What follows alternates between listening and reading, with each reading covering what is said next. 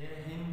स्वागत है आपका हमारे यूट्यूब चैनल पे। जैसे कि हम देख रहे थे बायोलॉजी के अंदर कौन सा chapter, nucleic acid and molecular basis of inheritance, 12th NCERT का 6वां चैप्टर है। ठीक है, तो हमने इसमें क्या क्या नहीं किया था। हमने इसके अंदर DNA जिससे बनता है, किससे बनता है, नाइट्रोजन क्षार, पेंटोस शुगर और फॉस्फेट ग्रुप, ये तीनों हमने देख लिए। इसके बारे में देख लिया, थोड़ा बहुत हमने चारगाफ के बारे में देख लिया था, चारगाफ रूल था, इसके बारे में देख लिया था। और DNA की डबल हेलिकल संरचना, न्यूक्लियोटाइडों के बीच में कौन सा बेस पेयर, कौन कौन से हाइड्रोजन बॉन्ड से जुड़े होते हैं, फॉस्फेट और शुगर के बीच के अंदर जो बंद होते हैं, ये सब हमने देख लिया। अब हम आज देखेंगे चारगाफ रूल जो बच गया था लास्ट लेक्चर में, वो देखेंगे, और सेंट्रल डोगमा थ्योरी। ठीक है, और कुछ इंपॉर्टेंट फैक्ट्स की बातें हैं वो आज हम देखेंगे आज के लेक्चर में। देखो आज हम चालू करते हैं सेंट्रल, ये क्या चारगाफ रूल। चारगाफ रूल में हमने देखा था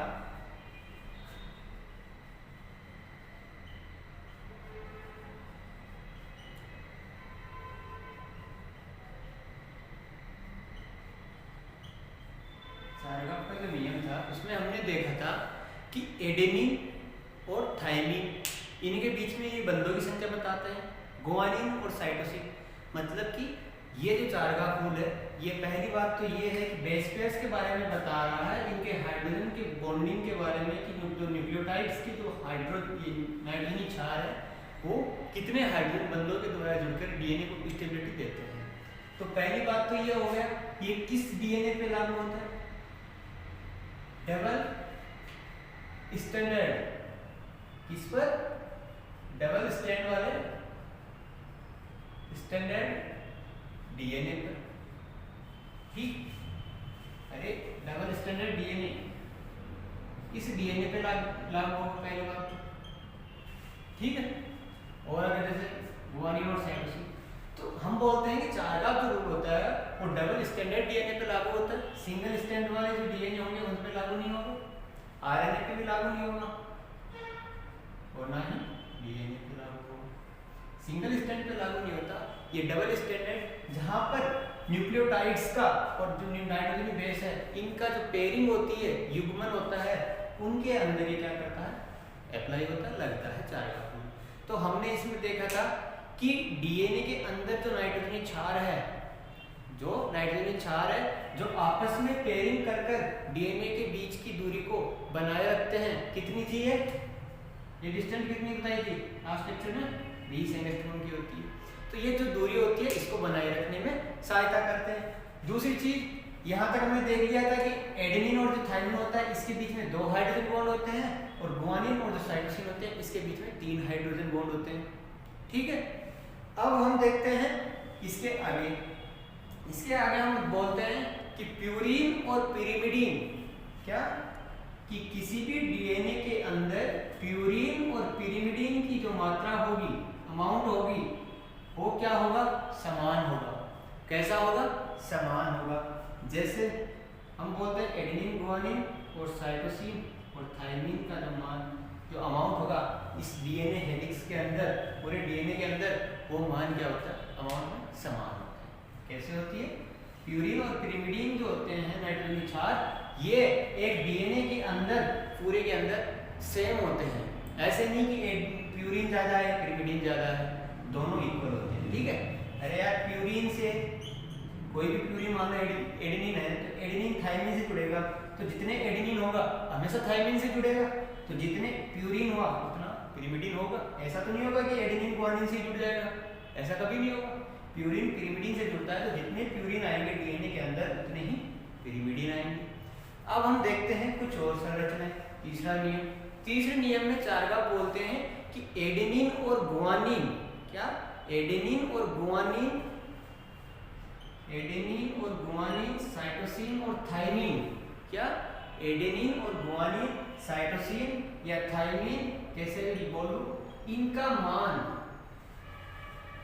मान क्या होता है, हमेशा एक होता है सभी स्पीशीज के लिए। सभी स्पीशीज जो है होती है, ह्यूमन मान लो, कोई और भी स्पीशीज जिनके अंदर DNA है, उनके अंदर एडेनिन और गुआनिन इनका मान और इनका मान देखेंगे तो हमेशा वो 1 के बराबर आएगा। तो इससे कई बार क्या होता है, क्वेश्चन भी आता है नीट के अंदर। कैसे आता है, बिना एक दिए आपको बोलेंगे, देखो एक बार इसको नोट कर लो, फिर हम देखते हैं कैसे आता है। स्क्रीनशॉट ले जाओ, यहाँ देख लेते हैं। देखो अगर आपको एडेनिन की मात्रा किसी डीएनए हेलिक्स के अंदर 30% दे दे और आपको बोले कि थायमिन की मात्रा बताओ कितनी है, कितनी परसेंट थायमिन है, तो आप क्या बोलोगे? देखो हमेशा याद रखो एडेनिन, ये फॉर्मूला है, मान लो एक तरीके से ये फॉर्मूला ही है, adenine plus guanine cytosine thymine और साइटोसिन ऐसे है।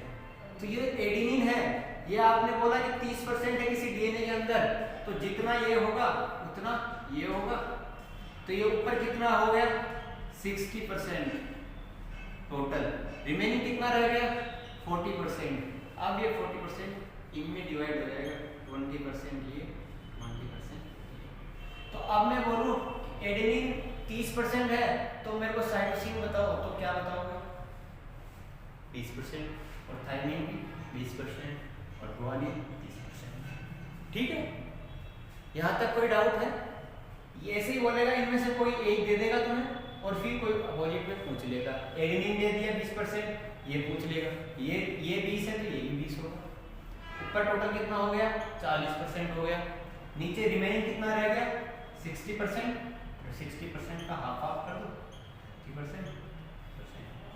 ठीक है, ऐसे क्वेश्चन आते हैं नीट के अंदर, चार्ल्स रूल के अंदर, इस वाले रूल से, इस वाले रूल से। एक बार इसको नोट कर लो। इसके बाद हम देखते हैं चौथा नियम। चौथा जो नियम दिया चार्ल्स ने वो देखते हैं। चौथा जो नियम दिया उसमें चार्ल्स सर ने बोला रूल नंबर 4, इसमें इन्होंने बोला cytosine plus guanine is does not equal to adenine plus thymine. इसका मतलब क्या हुआ कि डीएनए के अंदर प्यूरिन और पिरिमिडिन तो सेम आएंगे, बट कई जगह क्या होता है गुआनिन और साइटोसिन इस डीएनए के अंदर ज्यादा होते हैं किसकी तुलना में? एडेनिन और थायमिन की तुलना में। आ रहा है समझ कि डीएनए के अंदर एडेनिन और गुआनिन जो होते हैं उनकी पेयरिंग ज्यादा होती है इज कंपेयर टू एडेनिन और थायमिन, ये बताया। और इसके बेस पे एक मैं आपको आगे बताऊंगा, जैसे ये क्या है ट्रिपल हाइड्रोजन बॉन्ड, ये क्या है डबल हाइड्रोजन बॉन्ड। तो देखो नॉर्मली हम बताते हैं कि प्रोकैरियोट के अंदर ये ज्यादा होता है गुआनिन और साइटोसिन। क्या? गुआनिन और साइटोसिन प्रोकैरियोट में ज्यादा होता है। तो मेरे को ये पहले एक बात बताओ, ट्रिपल जो 3 हाइड्रोजन बंध है उसको तोड़ना आसान है या डबल बंध जो द्विबंध है उसको तोड़ना आसान है? द्विबंध को तोड़ना आसान है ना ज्यादा।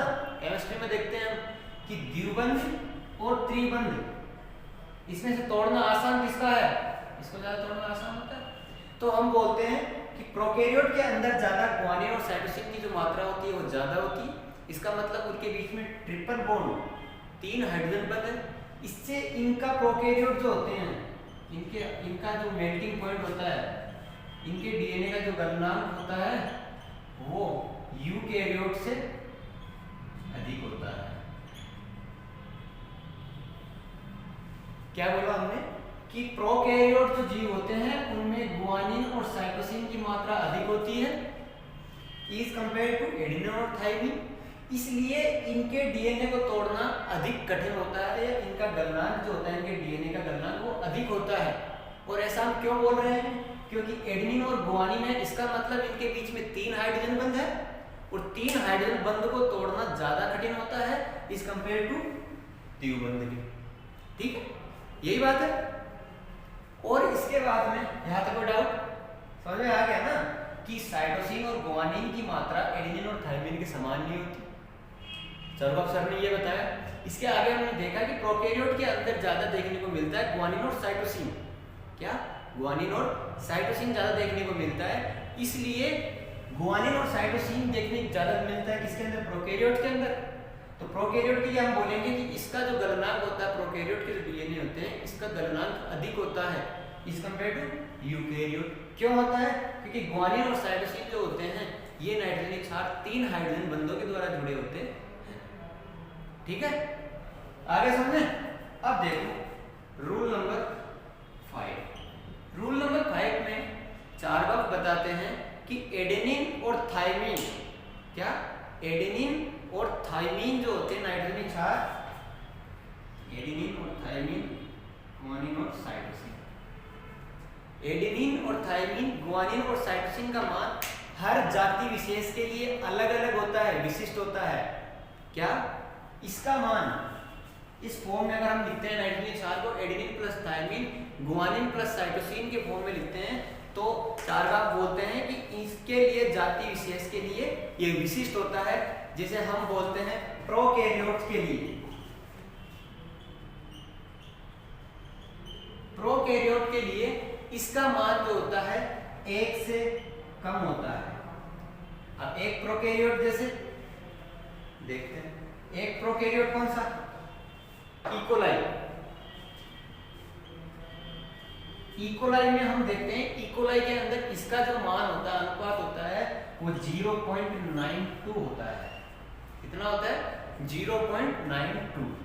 और अगर कोई यूकेरियोट है, यूकेरियोटिक जीव है, उसके लिए इसका मान 1 से अधिक होता है। क्या होता है, 1 से अधिक होता है। जैसे अगर हम ह्यूमन में ले ले, मानव के अंदर ही देखें, तो ये होता है इसका मान 1.52। कितना होता है, 1.52। और ये जो मान होता है ये पूरे यूकेरियोट में मैक्सिमम है। जितने भी होंगे इसके अंदर ये क्या है, मैक्सिमम होता है 1.52। तो हम बोल रहे हैं कि adenine plus thymine, guanine plus cytosine, इनका जो अनुपात का मान आएगा वो किसी जाति विशेष के लिए अलग अलग होता है, विशिष्ट होता है। और इसके अंदर हम देखते हैं प्रोकैरियोट का मान जो होता है हमेशा कितना आता है, 1 से कम आता है। और हम देखें उदाहरण इकोलाई 0.92, और यूकेरियोट के अंदर इनके अनुपात जो होता है 1 से अधिक आता है, मानव के अंदर 1.5। यहाँ तक कोई दिक्कत, कोई डाउट हो तो पूछ सकते हो आप।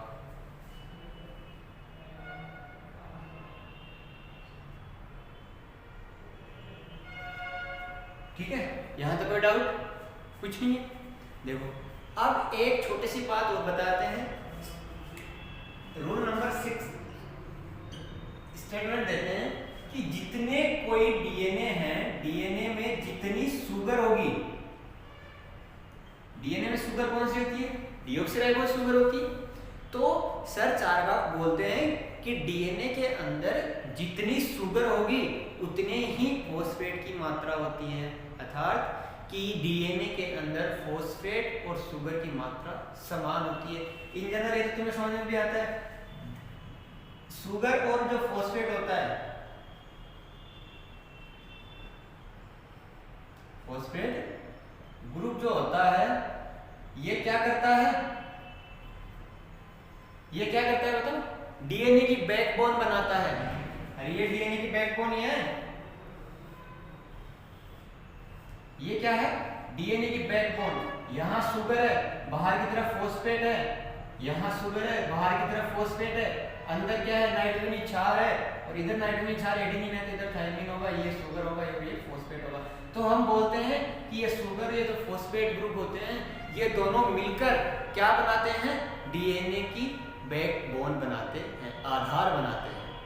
बोले आपको डीएनए का आधार क्या है, आधार कौन बनाता है, तो आप क्या बोलोगे, शुगर और फॉस्फेट ग्रुप। अब डीएनए में शुगर कौन सी है, डीऑक्सीराइबोज शुगर और फॉस्फेट ग्रुप। तो लास्ट स्टेटमेंट ये देते हैं कि डीएनए के अंदर शुगर की मात्रा फॉस्फेट के इक्वल होती है, समान होती है। एक बार नोट कर लो। इसके बाद में हम देखते हैं कुछ एक्स्ट्रा पॉइंट्स जो अभी तक हमने कुछ तो देख लिए और कुछ नहीं देखे, वो सारे एक बार हम वापस देखते हैं। कर लिया नोट, यही नोट कर लो, यही तुम्हारे शॉर्ट नोट हो जाएंगे। और जितना मैं बता रहा हूँ उतना वो काफी है, नीट पॉइंट ऑफ व्यू से भी और किसी कॉम्पिटिटिव एंट्रेंस एग्जाम के लिए भी, सभी के लिए ये मोर देन सफिशिएंट है।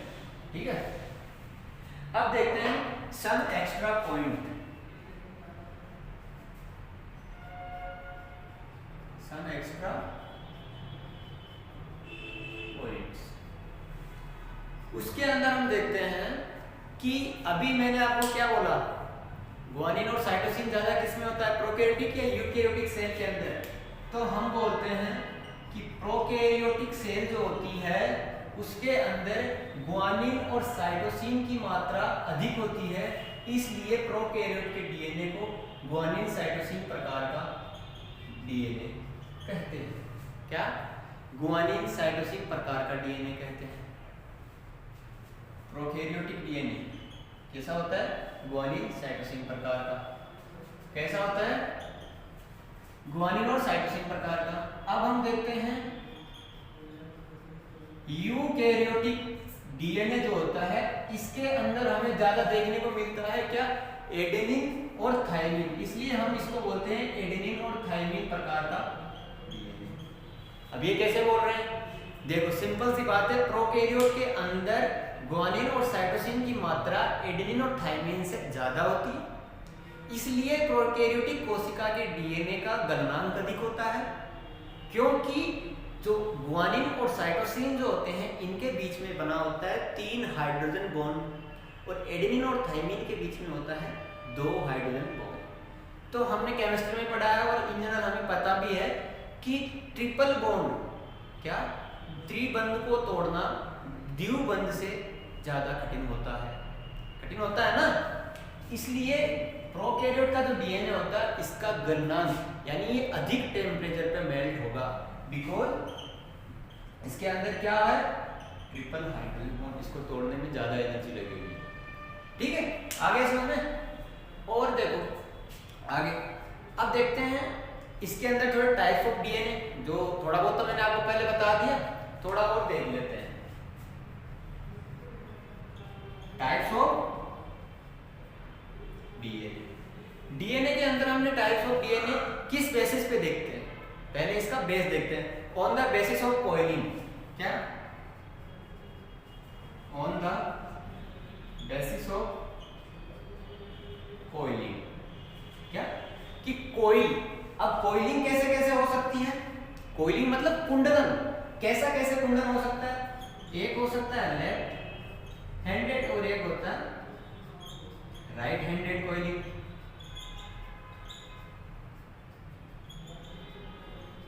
दो ही टाइप की हो सकती है कोइलिंग। कुंडलन कैसा हो सकता है? कोई किसी डीएनए के अंदर दो प्रकार से हो सकता है, या तो जैसे दो न्यूक्लियोटाइड से मिल के डीएनए के दो स्ट्रैंड बने हुए हैं, ठीक है, इनकी ध्रुवता अलग अलग होती है, ये हमने पढ़ लिया। तो देखो इसके अंदर हम क्या बोलेंगे कि इसको अगर हम घुमाए तो कैसे घुमा सकते हैं? फर्स्ट लेफ्ट हैंडेड घुमा सकते हैं और राइट हैंडेड, ये दो ही पॉसिबिलिटी है और कोई पॉसिबिलिटी नहीं है। तो जब लेफ्ट हैंडेड वाले डीएनए कौन से होते हैं और राइट हैंडेड वाले डीएनए कौन से होते हैं? देखो लेफ्ट हैंडेड के जो वाले जो डीएनए होते हैं वो ओनली एक डीएनए होता है, उसको बोलते हैं जेड डीएनए। कौन सा? Z DNA. अब लेफ्ट हैंडेड को हिंदी में बोलते हैं वामावर्त घूर्णन। क्या? वामावर्त घूर्णन। वामावर्त लेफ्ट हैंडेड कोइलिंग वाला, ठीक है। और एक जो होता है राइट हैंडेड, इसके अंदर बाकी कितने रह गए? कितने बताए थे मैंने? 5 बताए थे ना, ए बी सी डी, और एक ये हो गया जेड। तो इसके अंदर हम बोलेंगे राइट हैंडेड किन में पाया जाएगा? ए डीएनए में, बी डीएनए में, सी डीएनए और डी डीएनए के अंदर। इनके अंदर हमें क्या देखने को मिलता है? राइट हैंडेड कोइलिंग देखने को मिलता है। और इनके अंदर, सभी के अंदर, इन पांचों प्रकार के जो डीएनए थे, इनके अंदर मैंने आपको जो नंबर ऑफ न्यूक्लियोटाइड्स थे, क्या सॉरी बेस पेयर, एक टर्न के अंदर कितने बेस पेयर होंगे इसके मैंने आपको बता दिया था पहले ही। ए बी सी डी और जेड, यहां से चालू हो जाओ डी से, इसमें 8, इसमें 9, इसमें 10, इसमें 11 और ये लास्ट में आता है इसमें 12। मतलब इसके अंदर हम किसकी स्टडी कर रहे हैं? इस चैप्टर के अंदर बी डीएनए के बारे में पढ़ते हैं। इसलिए हम बोलते हैं कि एक कोइलिंग के अंदर, एक जो कोइल होती है इसके अंदर 10 बेस पेयर आते हैं। मतलब यहाँ एडेनिन, थायमिन, गुआनिन, साइटोसिन ऐसे कितने हैं? 10 है। और ए डीएनए में कितने होंगे? 11 होंगे, सी डीएनए में 9 होंगे, बी डीएनए में 8 होंगे और डी डीएनए में 8 होंगे और जेड डीएनए में ऐसे बेस पे एक कोई के अंदर एक सर्कल के अंदर कितने होंगे, ये कितने होंगे, 12 बेस पेयर पाए जाएंगे। यहाँ तक कोई डाउट हो तो बताओ, कोई डाउट है? कोई डाउट नहीं है। अब देखो सेंट्रल डोग्मा थ्योरी देख लो जल्दी से। क्या सेंट्रल डोग्मा थ्योरी के अंदर बताया गया कि डीएनए जो, अब डीएनए के बारे में हमने सब कुछ पढ़ लिया, कुछ नहीं बचा, डीएनए कंप्लीट हो गया आपके यहाँ पे, मतलब डीएनए के बारे में सब कुछ। अब आगे हम देखेंगे डीएनए की खोज कैसे हुई वो देखते हैं, बट डीएनए की जो फंक्शनल कैसे वो बन रहा है, कैसे वो काम कर रहा है, ये सब चीजें हमने देख ली, ठीक है। और कौन कौन से इसके लिए एडेनिन, थायमिन, नाइट्रोजन, क्षार, इनके बारे में कौन किन जो साइंटिस्ट हैं उन्होंने उदाहरण दिए, इनके बारे में बताया, जैसे चार्गाफ है, ये सब हमने पढ़ लिया। तो देखो सेंट्रल डोग्मा जो थ्योरी थी, क्या सेंट्रल डोग्मा जो थ्योरी थी, इसके अंदर सेंट्रल डोग्मा जो थ्योरी थी, इसके अंदर हम देखते हैं कि डीएनए का आरएनए में रूपांतरण, डीएनए का आरएनए में रूपांतरण जो बदल रहा है, और आरएनए किस में बदल रहा है, प्रोटीन में बदल रहा है। इसके बारे में बताता है सेंट्रल डोग्मा। क्या बताता है? सेंट्रल डोग्मा थ्योरी के अंदर ये बताते हैं कि डीएनए से आरएनए बनना और आरएनए से प्रोटीन बनना, ये प्रोसेसेस क्या होती है। तो देखो अगर डीएनए से डीएनए बने तो इसको बोलते हैं रेप्लिकेशन। क्या बोलते हैं? रेप्लिकेशन, प्रतिलिपिकरण। क्या बोलते हैं? प्रतिलिपिकरण। डीएनए का आरएनए में बदलना ट्रांसक्रिप्शन। ट्रांसक्रिप्शन क्या बोलते हैं? ट्रांसक्रिप्शन। हिंदी में बोलते हैं इसको अनुलेखन होना। डीएनए का आरएनए में बदलना ट्रांसक्रिप्शन होता है, और आरएनए का प्रोटीन में बदलना बोलते हैं इसको ट्रांसलेशन। इसको ट्रांसलेशन, इसको ट्रांसक्रिप्शन। अब हिंदी में इसको बोलते हैं अनुलेखन, इसको बोलते हैं अनुवादन। ये न्यूक्लियोटाइडों का अध्ययन करके प्रोटीन बनाते हैं इसके अंदर।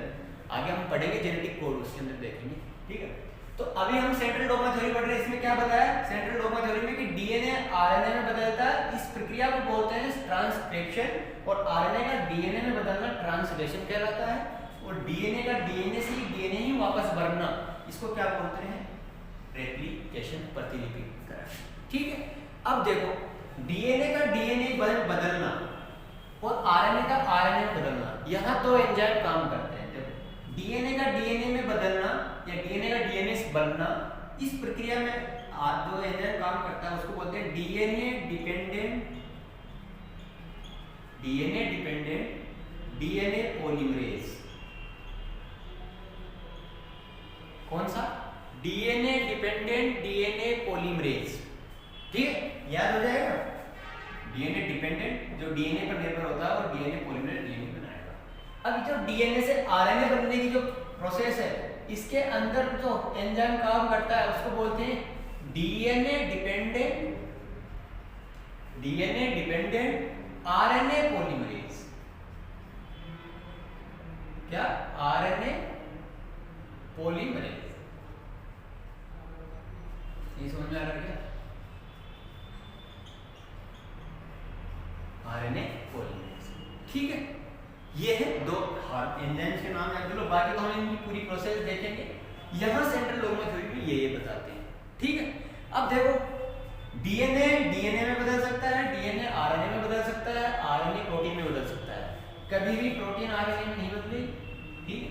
बट कुछ वायरसेस के अंदर देखने को मिलता है कि आरएनए किसमें चेंजिंग हो जाता है? डीएनए में चेंज हो जाता है। ये आपके एनसीईआरटी में क्वेश्चन भी है कि ऐसा कोई एक उदाहरण बताओ जिसके अंदर आरएनए डीएनए में चेंज होता है। इस प्रक्रिया को क्या बोलते हैं? पहले तो ये बताओ, इस प्रक्रिया को क्या बोलते हैं? Reverse transcription. क्या बोलते हैं? Reverse transcription. रिवर्स ट्रांसक्रिप्शन क्या बोलते हैं इस प्रक्रिया को? आरएनए से डीएनए में चेंज होना, इसको बोलते हैं रिवर्स ट्रांसक्रिप्शन, और डीएनए से आरएनए में बदलना, इसको बोलते हैं ट्रांसक्रिप्शन। रिवर्स का मतलब उल्टा। क्या? उल्टा। गाड़ी में रिवर्स गियर पे आता है ना, तो उससे समझ लो रिवर्स ट्रांसक्रिप्शन, आरएनए से वापस डीएनए का बनना। अब आपके एनसीईआरटी में एक क्वेश्चन है कि कौन से ऐसे जीव हैं जिनके अंदर हमें रिवर्स ट्रांसक्रिप्शन देखने को मिलता है। किसमें देखने को मिलता है? अब आप ये मुझे बताओगे नेक्स्ट लेक्चर में, ठीक है? इसका ये किस जीव में हमें देखने को मिलता है, ये ऐसा कौन सा वायरस है जिसमें हमें देखने को मिलता है, ठीक है? यहाँ तक कोई भी डाउट हो कमेंट बॉक्स में कमेंट करो, ठीक है? और अच्छे से पढ़ो, कहीं कोई डाउट आए तो कमेंट कर दो। बाकी मिलते हैं नेक्स्ट लेक्चर में। Thank you.